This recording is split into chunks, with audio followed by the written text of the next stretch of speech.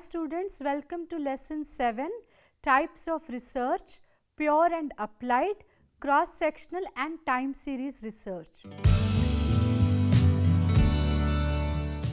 Social science research is a systematic method of exploring, analyzing and conceptualizing social life in order to extend or verify knowledge of human behavior and social life. Social research seeks to find explanations to unexplained phenomena and facts of social life.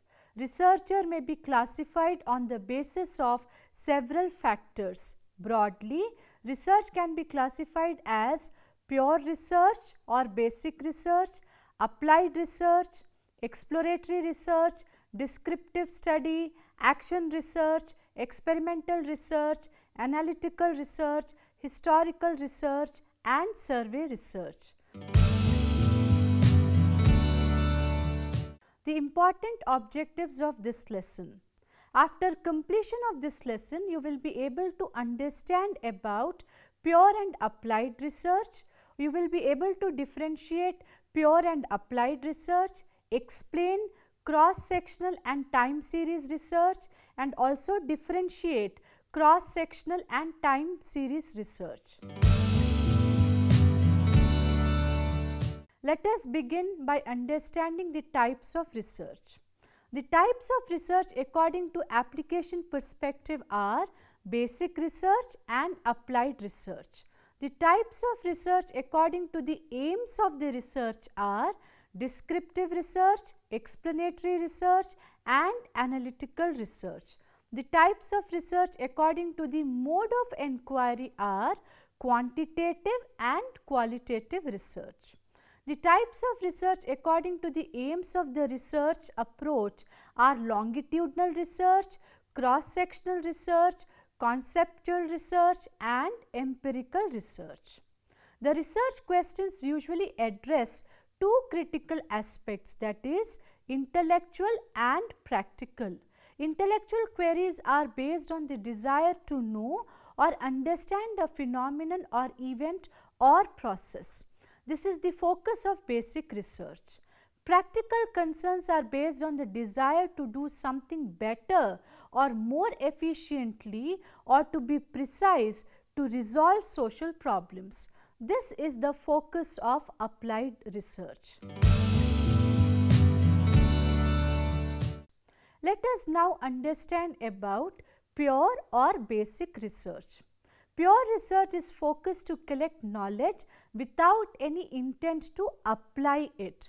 It is purely intellectual in character. It is also known as basic or fundamental research. Intellectual interest is the motivation behind it. It is not necessarily problem oriented. It aims at extension of knowledge. It may lead to either discovery of a new theory or refinement of an existing theory. The development and expansion of various sciences and disciplines owes much to pure research. The findings of pure research strengthen the existing knowledge by adding additional understanding and perspective. Pure research lays the foundation for applied research.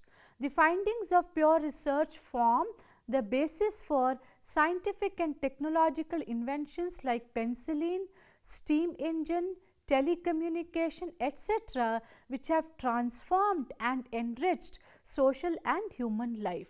Pure research contributes by providing solutions to many practical problems by developing principles. It also helps to find out the critical factors in practical problems. Pure research provides many alternative solutions and thus enables us to choose best solutions. Now let us understand about applied research. Applied research is directed towards providing a solution to the specific practical problems and develop innovative technology. It studies a particular set of circumstances so as to relate the results to its corresponding circumstances. Applied research is focused on a real life problem requiring and action for policy decision. It is thus problem oriented and action directed. Applied research is research directed towards the solution of a specified practical problems. There is vast scope for applied research in diversified fields of technology, management, commerce, economics and other social sciences. Empirical research and study for finding solutions is important. The immediate purpose of an applied research is to find solutions to practical problems. It may incidentally contribute to the development of theoretical knowledge by leading to the discovering of new facts or testing of a theory or to a conceptual clarity. Applied research can contribute in new facts which enrich the concerned body of knowledge. Applied research offers an opportunity to test the validity of existing theory. Applied research gives conceptual clarification and integrates previously existing theories. A practical problem has many facts. It cannot be solved by the application of abstract principles from a single science. The solution of a practical problem may require some integration of the theories and principles of various disciplines. There is a strong relation between pure and applied research. The distinction between pure and applied research is not absolute. Both are not contradictory but are complementary. Pure research may have significant potential for its application to the solution of a practical problem. Similarly, applied research may end up with making a scientific contribution to the development of the theoretical knowledge. The terms pure and applied just represent the continuum. It has been said that the research studies have differing degree of purity and applicability depending on whether their purpose is solely to advance knowledge in a field or to solve some challenge. Let us now understand the differences between basic and applied research. The significant differences between basic and applied research are: firstly, basic research can be explained as research that tries to expand the already existing scientific knowledge base. On the contrary, applied research is scientific study that is helpful in solving real life problems. Secondly, while basic research is purely theoretical, applied research has a practical approach. Thirdly, the applicability of basic research is greater than the applied research in the sense that the basic research is universally applicable, whereas the applied research can be applied only to the specific problem for which it was carried out. Fourthly, the primary concern of basic research is to develop scientific knowledge and predictions. On the other hand, applied research stresses on the development of technology and technique with the help of basic science and research. Fifthly, the fundamental goal of the basic research is to add some knowledge to the already existing one. Conversely, applied research is directed towards finding a solution to the problem under deliberation and further refining the solution. Let us now understand the advantages and disadvantages of basic research. Basic research results in new knowledge. It is responsible for many research breakthroughs in different fields of study, and it is often considered as the pace setter in technological and innovative solutions. Basic research also enhances the understanding of different subject matters and provides multiple possible dimensions for interpretation of these subject matters. Findings of fundamental research are extremely useful in expanding the pool of knowledge in different disciplines. Basic research offers the foundation for applied research. On the other hand, findings from pure research have little or no immediate practical implications. However, these findings may be useful in providing solutions to different problems in the long run. Fundamental research does not have strict deadlines. Let us now understand the advantages and disadvantages of applied research. Applied research is unbiased in nature because it tests empirical evidence in order to arrive at valid research outcomes. It employs carefully mapped out procedures, and this makes it a more valid research approach. It is useful in solving specific problems. It helps individuals and organizations to find solutions to specific problems. On the contrary, it is not flexible in nature as it is restricted to a stipulated deadline. Applied research is limited in nature and it cannot be generalized. Let us now understand about time series research. A time series research focuses on the sequence of data which occurs in successive order over some period of time. This can be contrasted with cross-sectional research in which the data captures a point in time. Time series research is a statistical methodology appropriate in longitudinal research designs. Such designs typically involve single subjects or research units that are measured repeatedly at regular intervals over a large number of observations. A time series research facilitates to understand the underlying process, the pattern of change over time, or evaluate the impact and outcome of planned or unplanned intervention. Time series research aims to study the components such as price of a product, GDP growth exports of a product, investment, etc. as they have existed over a period of time.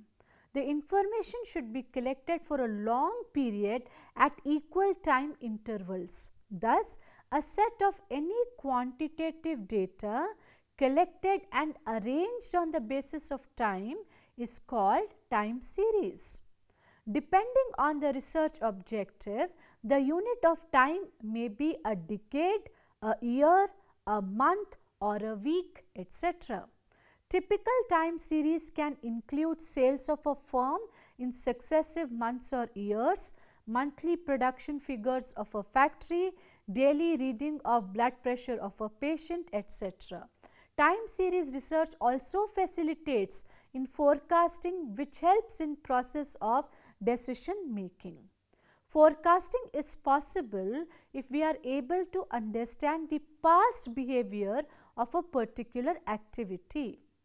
A time series research consists of statistical data which are collected, recorded over successive increments. When quantitative data are arranged in the order of their occurrence, the resulting statistical series is called time series. The analysis of time series is of great utility to researchers, economists, businessmen, and scientists for these reasons. Firstly, it helps in understanding the past behavior of the variables under the study. Secondly, it facilitates in forecasting the future behavior with the help of the changes that have taken place in the past. Thirdly, it supports in planning future course of action. Fourthly, it helps in knowing current accomplishment. Fifthly, it is helpful to make comparisons between different time series and significant conclusions drawn therefrom. Let us now understand the advantages and disadvantages of time series research. The significant advantages of time series are: time series research helps in identification of patterns of the data. Thus, the need for time series analysis arises in research helps to understand the behavior of the variables under study, know the expected quantitative changes in the variable under study, and estimate the effect of various causes in quantitative terms. Time series research creates the opportunity to understand the gaps in the data. Time series forecasting can predict the future.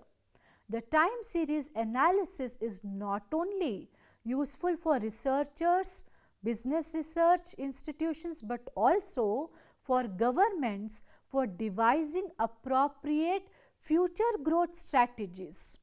In particular, a time series allows one to see what factors influence certain variables from period to period. Time series analysis can be useful to see how a given asset, security, or economic variable changes over a period of time. Forecasting methods using time series are used in both fundamental and technical analysis. Although cross-sectional data is seen as the opposite of time series, the two are often used together in practice. Time series analysis can also be used to examine how the changes associated with the chosen data point compared to shifts in other variables over the same time period. Time series is also used in several non-financial contexts, such as measuring the change in population over a period of time. Time series analysis also suffers from limitations like problems with generalization from a single study, difficulty in obtaining appropriate measures, and problems with accurately identifying the correct model to represent the data. Let us now understand what is a cross-sectional research. A cross-sectional study is a type of research in which data is collected from many different individuals at a single point in time. Researchers in economics, psychology, medicine, epidemiology, and other social sciences all make use of cross-sectional studies in their work. For example, epidemiologists who are interested in the current prevalence of a disease in a certain subset of the population might use a cross-sectional design to gather and analyze the relevant data. While cross-sectional studies collect data from many subjects at a single point in time, longitudinal studies collect data repeatedly from the same subjects over time, often focusing on smaller group of individuals that are connected by a common trait. Cross-sectional survey can be understood as a kind of sample survey where standardized information is gathered from a sample drawn from a cross-section of predetermined population at one point of time. Hence, the sample respondents represent different distinct segments of population. The sampling techniques like random, stratified, and cluster sampling are used in identifying cross-sectional representation of population of the study. The benefit of a cross-sectional study design is that it allows researchers to compare many different variables at the same time. The researcher can consider age, gender, income, and educational level in relation to walking and cholesterol levels with little or no additional costs. However, cross-sectional studies may not provide definite information about cause and effect relationships. Cross-sectional surveys are classified into two types. These include, firstly, description of status of single variables, secondly, exploring relationships between two or more variables. To implement a cross-sectional study, one can rely on data collected by another source or can collect one's own data. Governments often make cross-sectional data sets freely available online. Prominent examples include the census of several countries like India, Britain, Germany, which survey a cross-sectional snapshot of the country's residents on important measures. International organizations like World Bank, World Health Organization, United Nations also provide access to cross-sectional data sets on their websites. The data sets are often aggregated to a regional level, which may prevent the investigation of certain research questions. The researcher may be restricted with the variables.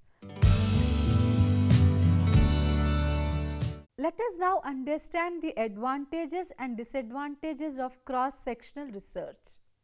Like any research design, cross-sectional studies have various advantages and disadvantages. First, let us discuss about advantages. Cross-sectional studies are relatively inexpensive and less time consuming compared to other types of research. Cross-sectional studies allow to collect data from a large pool of subjects and compare differences between groups. Cross-sectional studies capture a specific moment in time. National census, for instance, provide a snapshot of conditions in that country at that time. The disadvantages. It is difficult to establish cause and effect relationships using cross-sectional studies since they only represent a one-time measurement of both the alleged cause and effect. Since cross-sectional research studies only a single moment in time, they cannot be used to analyze behavior over a period of time or establish long-term trends. The timing of the cross-sectional snapshot may be unrepresentative of behavior of the group as a whole. Let us now discuss the differences between cross-sectional and time series research. Cross-sectional analysis looks at data collected at a single point in time rather than over a period of time. The analysis begins with the establishment of research goals and the definition of the variables. The next step is to identify the cross-section, such as a group of peers or an industry, and to set the specific point in time being assessed. The final step is to conduct analysis based on the cross-section and the variables and come to a conclusion on the performance of a company or organization. Essentially, cross-sectional analysis shows an investor which company is best given the metrics they care for. Time series analysis, on the other hand, focuses on the variables over a period of time. A time series can be constructed by any data that is measured over time at evenly spaced intervals. Historical stock prices, earnings, GDP, or other sequences of financial or economic data can be analyzed as a time series. A cross-section looks at a single point in time, which is useful for comparing and analyzing the effect of different factors on one another or describing a sample. Time series involves repeated sampling of the same data over time. In practice, both forms of analysis are commonly used and when available are used together. Let us now summarize this lesson. The development and expansion of various sciences and disciplines owes much to pure research. The findings of pure research strengthen the existing knowledge by adding additional understanding and perspective. Applied research can contribute in new facts which enrich the concerned body of knowledge. Applied research offers an opportunity to test the validity of existing theory. The distinction between pure and applied research is not absolute. Both are not contradictory but are complementary. A time series research focuses on the sequence of data which occurs in successive order over some period of time. This can be contrasted with cross-sectional research in which the data captures a point in time.